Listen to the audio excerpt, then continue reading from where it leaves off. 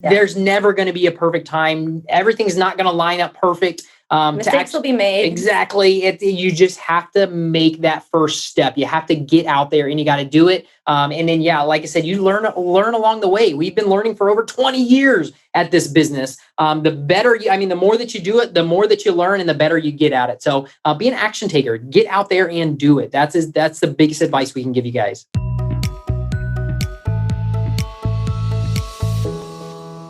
Hey, do you enjoy hunting for deals? Now, we're not talking about that 70% off sale at the chain store. We are talking about flea markets and thrift stores and yard sales and Facebook Marketplace, like you name it.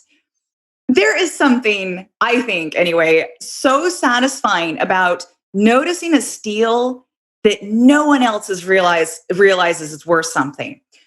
But did you know that you can actually make money from it? So when you pick up bargains and you resell them at a higher price, that is called flipping. And I'm sure you've heard of flippers before, like girl boss Sophia Amoruso. She started out selling vintage clothes on eBay, and then she ended up with this massive empire. But you don't have to create an empire through flipping. Flipping is something that you can just do on the side to whatever level you want. And I think it's the best of all possible worlds because you get a shop and then you get paid for your ability to spot a bargain when you sell off your finds. But maybe you have thought about reselling some of your old stuff and you've hit roadblocks because you don't know what's worth selling. You don't know how much to charge for it. You cannot figure out eBay. You're not sure the best way to package and ship, and it's just way too much hassle. Which is where our guests for today come in. Rob Stephenson has 24 years of flipping experience. He and his wife, Melissa, used to flip to make extra cash for Christmas presents and vacations, anytime they needed that bit of extra money. And then they realized that it paid better than a full-time job, like a lot better. And now they support their family of 5 entirely through flipping, and they are teaching others how to follow in their footsteps through an online system called Flipper University. You are about to discover how flipping works, why so many beginners don't make as much as they'd hoped for, and the number one skill you need to master if you want to sell those big ticket items.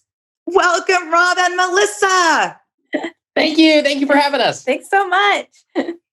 So, of course, I have to ask the question, how did you get started flipping? Yeah. So I got started when I was 16 years old. Actually, even before that, my parents, I come from a big family. I have 6 older sisters. I'm the youngest and only boy. Growing up, my parents had to go to yard sales. They went to thrift stores to provide for our family because we had a large family. So my parents would find cool things at the thrift stores, at yard sales. They would buy them, and then they would bring them back and they'd sell them in the classified. This was before apps, before all this other stuff that's along now. But I saw that. I got modeled that as a young kid and even up into my teens. And then I just took that with me as I started getting older, and I used it as a supplemental income. I did it part-time sometimes. Sometimes I did it full-time, but that's how I got into the flipping arena. And I married into it almost 14 years ago. So really had no idea what he did for money in the beginning. I had to explain that to my mom. Like, what exactly? I don't know. He finds stuff and sells it. I don't know. It's so familiar to us, this idea, because I think most people these days have sold at least something online. Usually like when you're moving and you want to get rid of that old stuff, but you don't want to bother with a yard sale and it's worth money, so you don't want to donate it. But this is slightly different because this is about intentionally going out to find stuff you can resell, right? Yes, absolutely. Going out and finding those items that are worth money, and then, in the purpose of reselling them for money. Yeah. Okay, so this is something I think that people with a lot of experience looking for bargains can really do well at. And, I would like to say that I was part of one of those people because I have been shopping at secondhand stores and thrift stores for most of my life, but mainly because, I don't like new stuff. I kind of like I guess I'm kind of like that antique person. I like stuff with a history. And then the other thing about this is it is so much better for the environment because every time you buy something new, you've got the factories making it, you've got the pollution, whereas secondhand stuff is well loved and you're giving it a second life. But here's the problem that I have found. When I go shopping for stuff, I find that the prices really skew quite wildly because sometimes people are selling stuff for the exact same price that you could get it new. And I didn't know that for a long, long time. It has taken me years to be able to see when something isn't priced right. So I'm wondering if somebody's just starting out, how do they even know what a deal looks like? Yeah, that is a great question. Nowadays, it is so easy to be able to find some good deals because we have something in our pocket that allows us to check it before we buy it. Back when I started, I had to go to an auction. I had to go to somewhere and I had to buy that item, bring it back to my house, jump on a dial-up internet, get onto eBay or on and find out what that item is actually worth. Now you can pull a phone out of your pocket, jump onto an app. You can see what it retails for, see what it sells for. All at your fingertips. So you can do all that at your fingertips. So there's never been a better time to be a flipper for sure. So that makes so much sense because it's not about, the way I was saying it, it's not about memorizing what the prices should be for things. It's actually live in the moment, checking it out by going on your phone. Yeah. And then once you do it enough and you find a couple of things, then you see those items and you're like, okay, well that I know what that's worth, and you spot them a lot quicker. So, okay, so I want to talk about some of the mistakes beginners make because I know that there are a lot of people who've tried this and it has not worked for them, and maybe they've even lost money on it. But before we get into that, I just want to say that I think it's amazing that you do this as a family. Like your kids are involved. And they are third generation flippers. And so that I think is a very important part of it. This isn't something that you go off in a business. You do it as a family. You work hard and you play hard. And I want to know, how do you get to enjoy yourself as a family when you're not flipping? I mean, one of our favorite things to do, we're in Florida, so the sun's out a lot and we love to be at the lake. Like you absolutely love the lake. Yep. And our kids love it now too. So we're wake surfers. So we actually surf behind the boat on the lake, and all of our kids do it with us. Just this last year, our Christmas card, we actually got all 5 of us onto one surfboard and we surfed. For our Christmas card picture. And we surfed behind the boat. So that is what we do as a family. We absolutely love doing that to kind of unplug and have a good time. I think I would really love to have some sort of source of income that I could do with my kid because, you get to spend more time together. And I think this is the beautiful thing to me about what you do is the fact that flipping has enabled you to spend so much more time together as a family and also find the money to enjoy those extras that you can't always afford on a full-time salary. I love the way you started flipping to make that extra money for Christmas presents. And like you wanted a vacation and you went out and you made extra money for a vacation and like the unexpected bills, because we've all got those. But here's the thing. Not everybody got their start flipping at 16 like you did, Rob. And not everybody can just go out there and make money from flipping. So what are some of the most common beginners' mistakes? Yeah, I mean, one of the biggest things that they get attached to items and then they end up overpaying for things. So that's probably one of the biggest things because our money is really made in the buy of the item. That's right. You have to get it at the lowest cost for you to be able to make any money. So if it's not there, you have to be able to walk away. Yep. And that's the cool thing about, like we said, you're able to research the item before you actually buy the item. So if you go on and see this item selling for, say, for instance, $50 and the person's asking $40 for the item, you're getting a less than it's selling for, but there's not enough money. There's not enough meat on the bone there. So you can do all that research before you buy the item to where you can either negotiate the price of the item down before you buy it, or you walk away from it and find another item. But your money is always made in the buy. The buy, however cheap you get that item, that's where you're going to make the majority of your money off the buy. So I can immediately see like what I would probably do is like I would go to an estate sale and I'd say, ooh, I like the look of that. Ooh, I like the look of that. ooh, that looks cool. And because I would expect that I have such wonderful taste that everybody else would want the stuff I want. So I'm really glad I'm not a flipper. I'm really glad that I'm talking to you right now.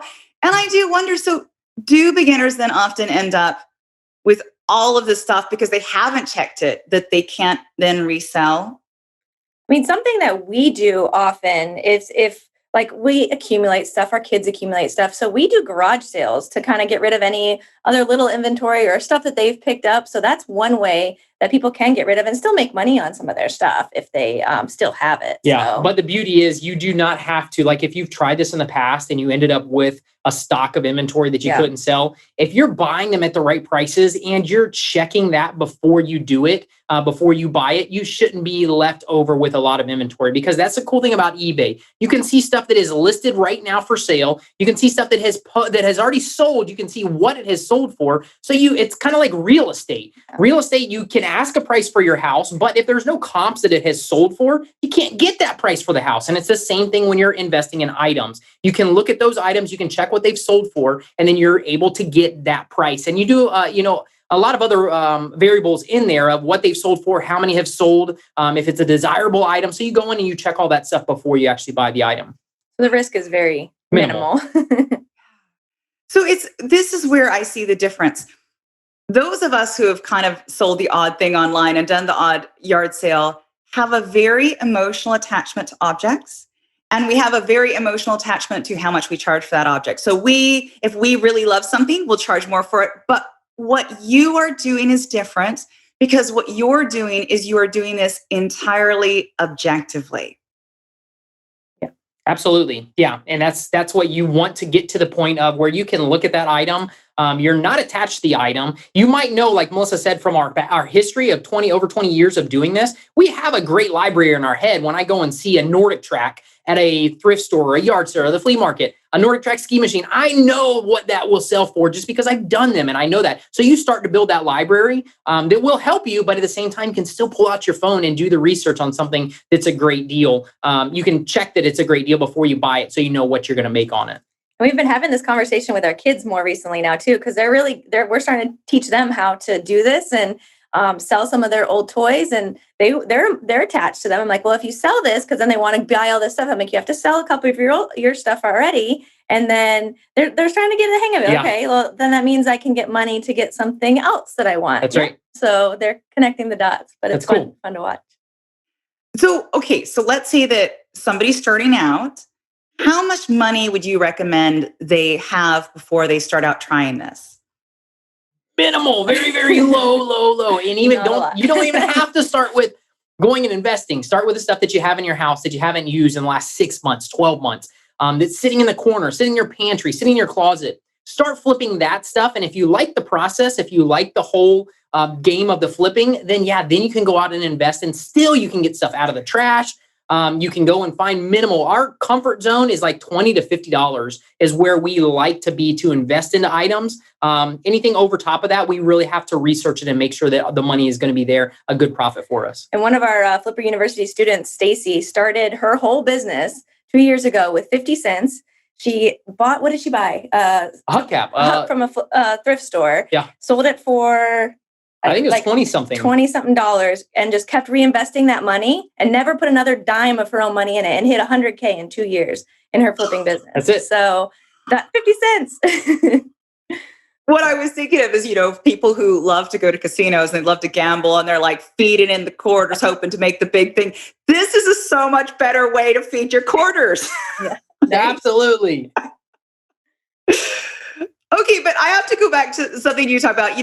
So the place you check the prices on is eBay. And I have heard so many people complain about eBay. They say that the prices are too high, the fees are too high. They say that there's a lot of bad buyers. They say that it's not as easy to use as Facebook Marketplace.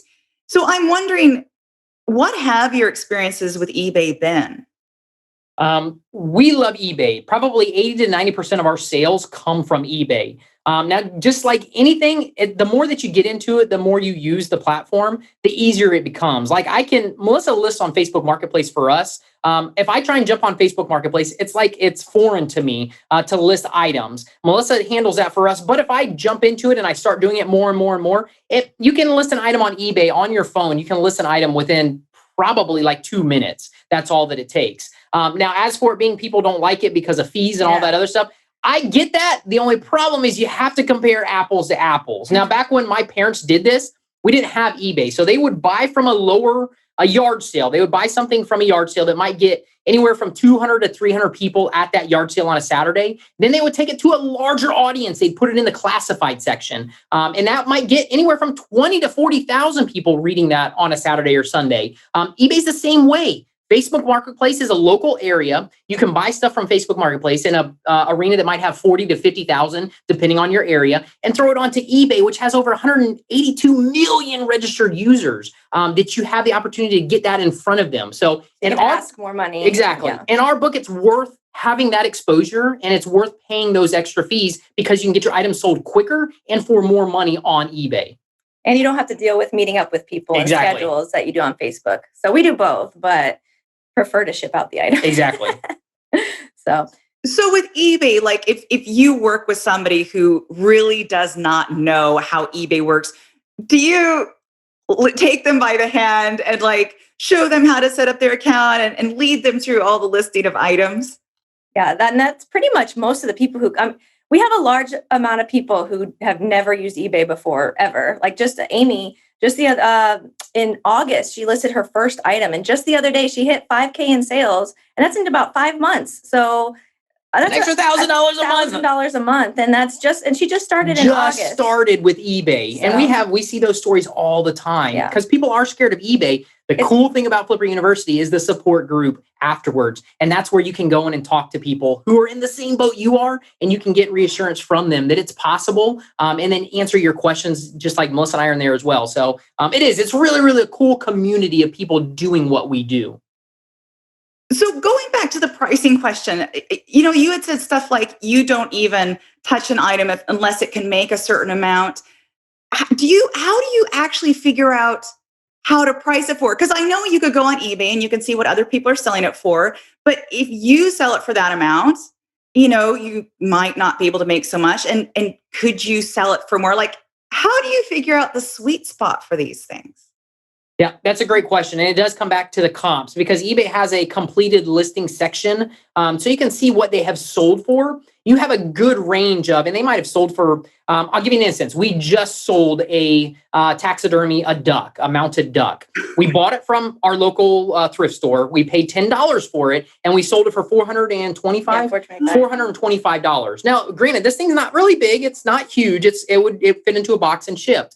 But I went on there and I checked it before I bought it because I didn't know if it was worth any money. So I went on and looked at completed ducks. And I found this exact duck on eBay. I found it in completed. And I knew beyond a shadow of a doubt that I could get anywhere from $250 up to $500. $500 was the top of the range. So I listed it for $500 because we've been on eBay for a long time. We have great feedback. And I had a buyer within a week email me and tell me he wanted to pay $425 for it. And that's a lot of money from $10. So I jumped on it, we sold it, and we made the money on it. So that just gives you an instance. If you check out those comps on the listings, you have a wide range of stuff that is listed. Yeah, there's a difference between what people are asking and stuff that it actually has sold in that market. So you can see them and see the difference of the price range. And then if you price your item in that price range, chances are you're going to be able to sell it.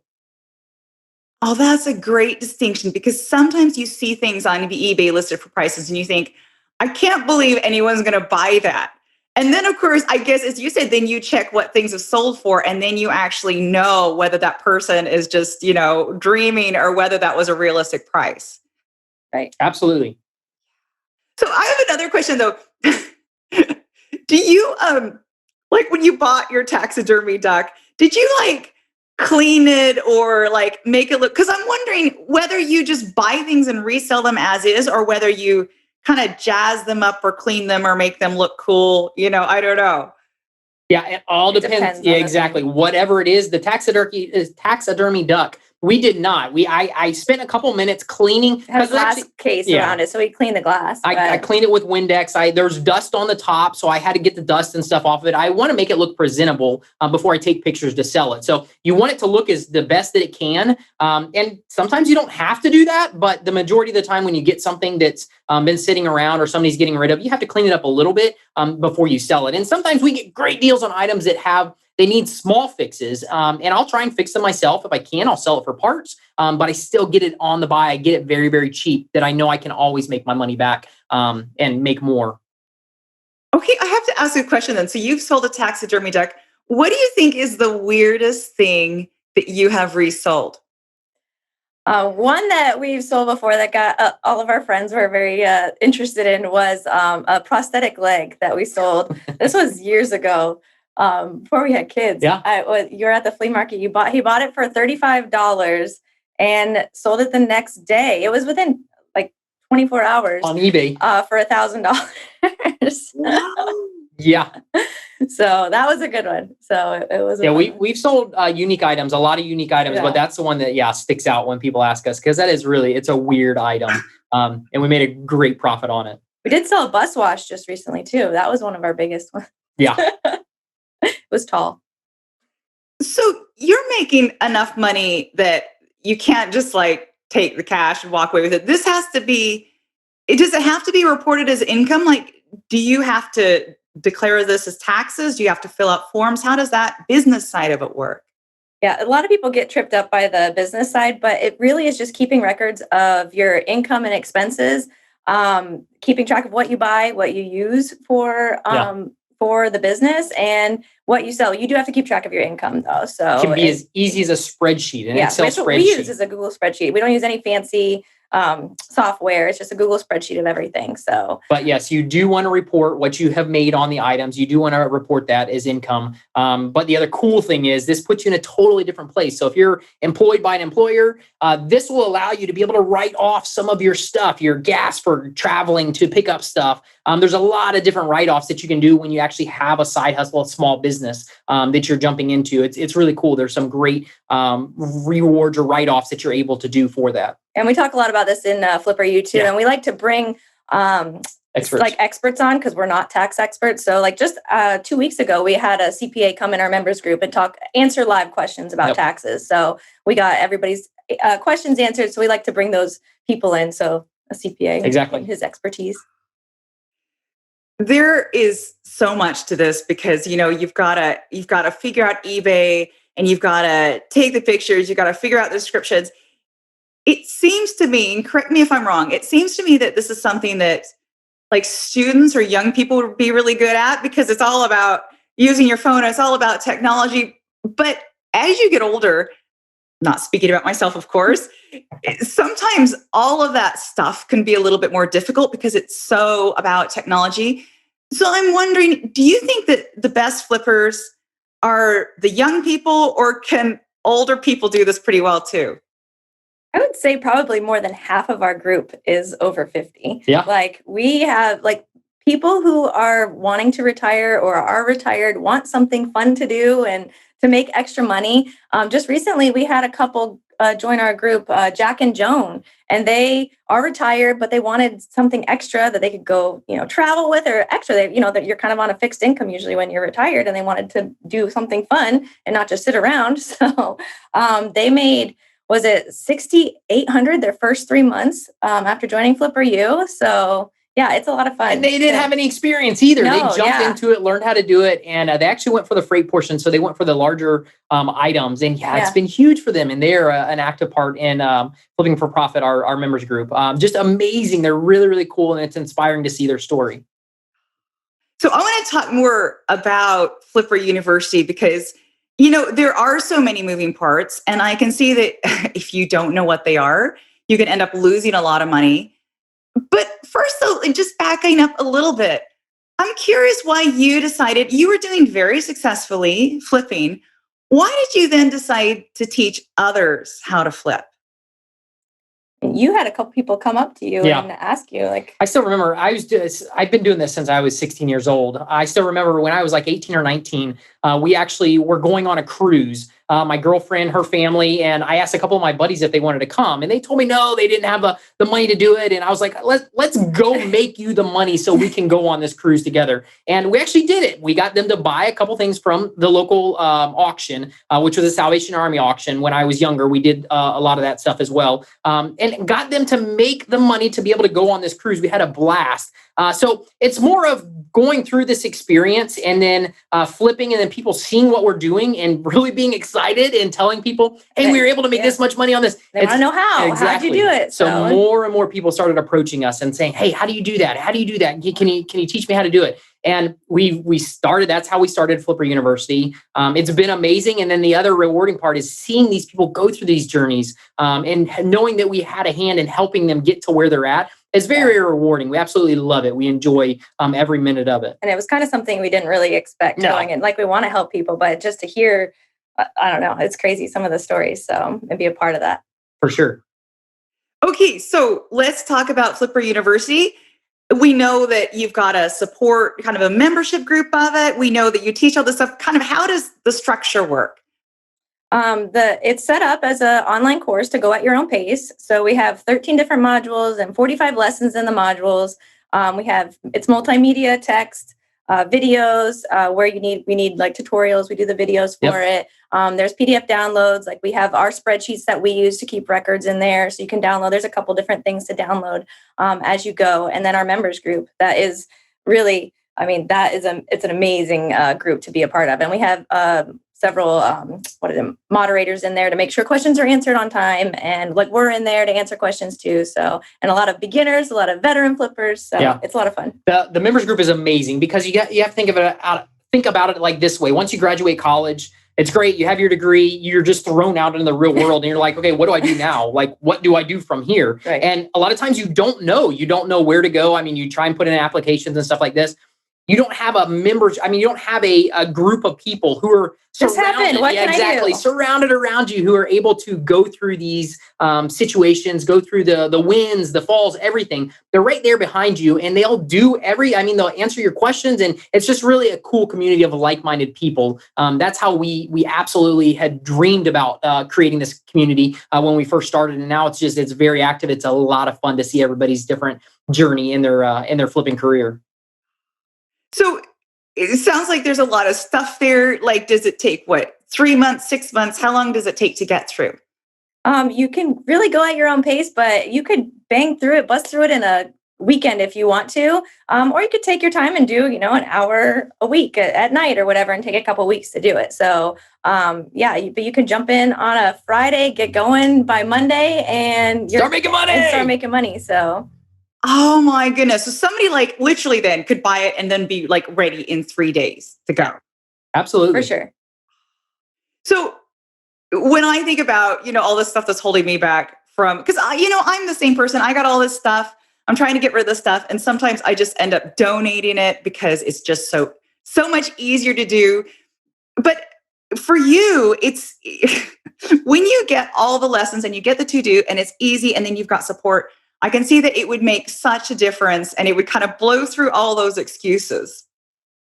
Yeah, absolutely. That's what we've tried to do, is make it to where you have the support, you have the information, that you don't have any excuses. And if you are still struggling with excuses and you're actively in the members group, Flipping for Profit, there's going to be people right there to help you get past whatever you're struggling with. Because a lot of things is it's in your mind, and you're waiting for that. A lot of confidence. It is waiting for that perfect situation or scenario to happen before you start doing it. And it never happens that way. You just have to take one foot in front of the other, and you have to start so you can learn.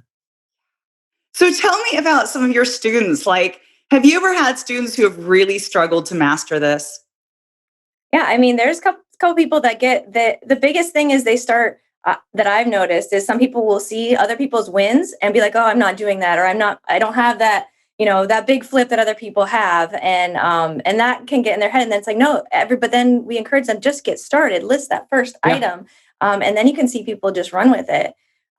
Lindsay. Yeah, we had Lindsay. She is a mom of 6 kids, and they're about to adopt 2 more girls. So almost 8 kids. They homeschool all their kids. She And she got in a car accident like 4 or 5 years ago. So she has all this Some health stuff issues from the accident. like against her, but she's like, I'm determined to make this happen. And in her first, what was it? I think 30 days, she hit $2,700 in getting started. Like she was determined to make it happen. And it's been really fun to see her story in there. And it's very motivating. So it is for sure. So if I can ask, what kind of money do your students end up making then? I mean, it's a range, but I mean, our goal is for people to make their money back in the first month. And an extra $500 to $2,000 a month is not crazy. And the people who are really applying this and have making more. Yeah, we have full-time students who have quit their jobs and they've gone full-time. They're making $5,000 and $6,000 a month. And I mean, Stacy's up to almost $10,000. And Nikki too. Yeah. Yeah. So I mean, it's amazing to see that, but it all depends on what the time and the effort that you put into it, learning the skills, and then actually implementing the skills that you know. The sky's the limit. You can go as high as you want to go. But I also, something that you had said earlier, you can only make the big money if you know how to move the big ticket items, right? That was what took us to the next level, was because when we started going full time in this, we saw the potential of the large items. We had a dining room set, a table, and I think it was 8 or 10 chairs, a buffet. We bought that locally for $350. We put it locally because I didn't want to ship it. I didn't know how to ship it. We put it back for sale locally. I think it was on Facebook Marketplace. We did an offer up Craigslist, and we tried to get $750 for that. Just try to double our money a little bit over. We couldn't sell it for like a month. So then I looked on eBay and saw some of these items similar selling for like 3 and 4 times the amount, and they were offering shipping. That's when we actually threw this thing on, and I said, hey, listen, if I can sell this, I'm going to figure out how to ship it. And we did it. We sold it for $2,200 with $500 extra for shipping. And you figured it out. That's it. We figured it out. We got it onto a pallet. We shipped it. We've learned leaps and bounds since then about freight shipping. But yeah, that's where you can go and sell one item to make, anywhere $2,000, $1,500 profit, or sell 100 of the other items, small items, and it's just a little bit more work to do the bigger items to do it. So that's one shipping. Exactly. One shipping item and one transaction versus a lot of them. So that's where for ours it was more important for us to spend time with the family, and have time to do other things. And that's why we still do the big ticket items. That's what we enjoy. And that's where we make the most of our money, through the big ticket items. So we can ship out 2 to 3 items a week and still make what we need to versus 100, 200 items a week. Yeah. I just sold last week. We actually just shipped out a cooktop, a 45-inch Jane Eyre cooktop. Paid $150 for it. On offer up, you picked it. On offer up, and then we sold it for $1,700. And I shipped it. It cost me $109 to ship it. And the buyer pays for that. But it just gives you the opportunity. And then, that's over. We had $1,400, $1,500 in profit after all the fees and everything's said and done. That's a great flip, and from very minimal time invested into this whole entire flip. So that's why, the bigger items are what we enjoy doing, and we make more money doing it. Okay, but can I just go back? How do you ship a dining room table? Like, I can't even think they make a box that big. Yeah, this is where it goes to the pallet. So you have a pallet, a wooden pallet. You stack everything on there, make sure it's packaged. You wrapped around so nothing's going to rub in shipping, and you strap it. You put straps around it. It was huge. That pallet was actually, I think it was like a 4x8, like a sheet of plywood almost. That's the size of the pallet. And then we stacked it up 5 foot high with the buffet, the dining room table, all the chairs. We put them on one pallet. And then, that's how you have to ship the larger items, is throwing them on a pallet and then dealing with the freight company instead of like FedEx, UPS, those other carriers that are for boxes, actually. Okay, so that makes a lot of sense. You're not shipping these things through like UPS. You've got a different way of doing it. Yes, for the freight stuff, the stuff that is too big for UPS, we do, but we still ship a lot of stuff through FedEx and UPS. Nordic Tracks, cooktops, still all go through FedEx or UPS. Yep. So this is all part of Flipper University too, then? Yes, it is. We distinguish, what can be shipped where, and the best way to ship it, all that kind of stuff. It's all in Flipper University. Okay, so let me see if I got this straight. So Flipper University, it's completely online. And it teaches you how to set up your eBay account. It teaches you how to spot the stuff that sells. It teaches you how to list them, how to ship them, how to do all the taxes. And then there's another part of it where it teaches you how to ship those larger items too. Yes, that's the freight. The freight is we have two different, you can decide you want to do the freight or you can decide to not do it. So we added that because not everybody wants to jump into the freight. Yeah. But if you are and you want to make those bigger profits, we wanted to make that available for Exactly. everybody. So. And also everybody gets access to the members group. Yes. Absolutely. Yeah. I wonder, is that members group is it just specifically topics about flipping, or is it kind of just like people are friends and it's chatting about personal stuff too? We do try to keep it flipping, but people do get invested in other people's lives. And you see people I've friended a lot of people in our group, and I see other people are friends with friends now because of it. So you definitely get invested in other people's lives. Even people in the same areas, they have no idea they didn't know each other. Yeah. They end up meeting up and grabbing lunch and hanging going out. to thrift stores together. Exactly. So it's cool. It's a cool community, and you just don't know who you're going to meet inside the community. But we try to keep it as much as we can on flipping related items, just to where it's not everybody, hanging out and doing stuff. So it's more of trying to learn and get better at what we're doing.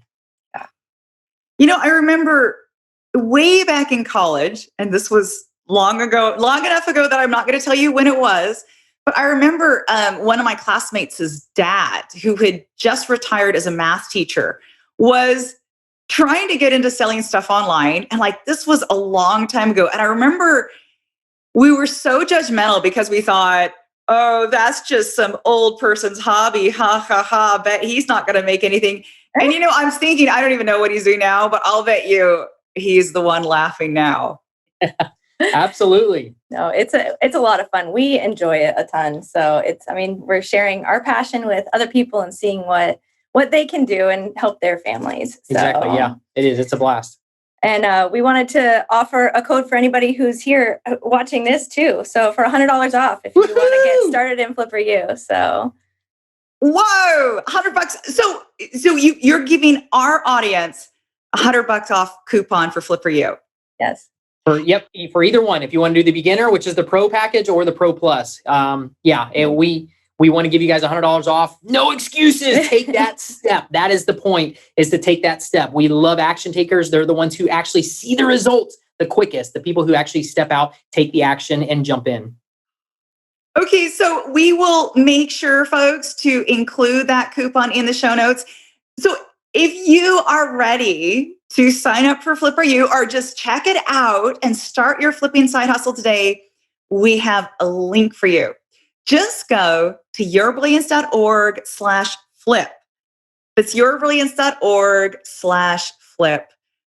Thank you so much, Rob and Melissa. I have learned so much. I feel so inspired. I am now ready to go into my house and actually sell those things that I was going to donate. And I wondered if you had any last message you would like to leave our viewers with. Yeah, I think we kind of summed it up. It's action taking. Guys, there's never going to be a perfect time. Everything's not going to line up perfect. Mistakes will be made. Exactly. You just have to make that first step. You have to get out there and you got to do it. And then, like I said, you learn along the way. We've been learning for over 20 years at this business. The more that you do it, the more that you learn and the better you get at it. So be an action taker. Get out there and do it. That's the biggest advice we can give you guys. Thank you so much. Now, for those of you watching, did you know what flipping was before you watched this interview? And if not, what was the biggest surprise you had about it? Let us know in the comments. And for more interviews like these, make sure to subscribe to Your Brilliance TV here on YouTube, and then come on over to yourbrilliance.com for more tips and insights on how you can live your most brilliant life. See you next time.